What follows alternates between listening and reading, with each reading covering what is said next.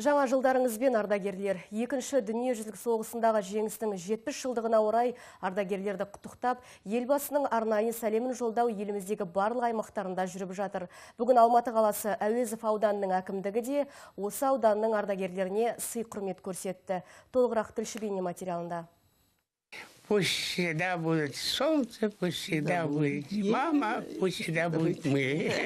Қан майданда ұшқыш жауынгер болған Семен Калинин бүгінде 90-ның 4-еуіне шыққан. Десе де әлі де тың. Денешінің тұрумен айналысып, өзін сергек ұстайды. Президенттің тапсырмасы бойынша барлық аймақта жүріп жатқан шараға Алматы қаласы Әуезов ауданының әкімдігі де атсалысты. Құттықтаушыларды қарсы алған қариялар ерекше қуанды. Сердечно поздравляю вас. Барлық қазақстандықтарды жаңа 2015 жылымен шын жүректен құттықтаймын. Президент Нұрсұлтан Назарбаевтың тапсырмасымен құттықтауын алып риза болып жатқан жайымыз бар. Еліміз тыныш, жұртымыз аман болсын. Рахмет бәрі үшін. Ардагердің жары Валентина Калинина 1943 жылы 7-ші сыныпта аяқтаған. Содан кейін майдандағы жауынгерлер үшін қолынан келгенше еңбек еткен.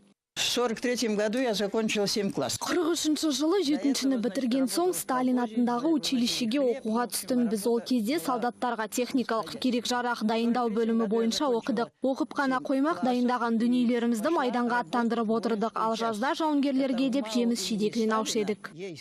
Бірі мініп келместің кемесіне, бірі күтіп әнекей жағада тұр деп. Соғыс ардагерлеріне құрмет көрсеткен Әуезов ауданының әкімдігі бұл біздің адамдық борышымыз деп есептейді.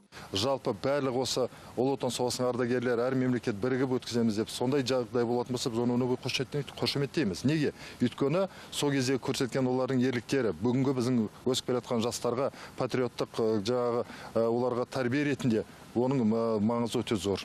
Айта кету керек, жалпы Әуезов ауданында 42.400 зейнеткер тұрады. Оның ішінде 178 адам екінші дүниежүзілік соғыстың қатысушылары мен мүгедектері, 4900 адам еңбек ардагері екен. Ақбота Мұсабекқызы, Жанат Абдрахманов, Қазақньюс, Алматы.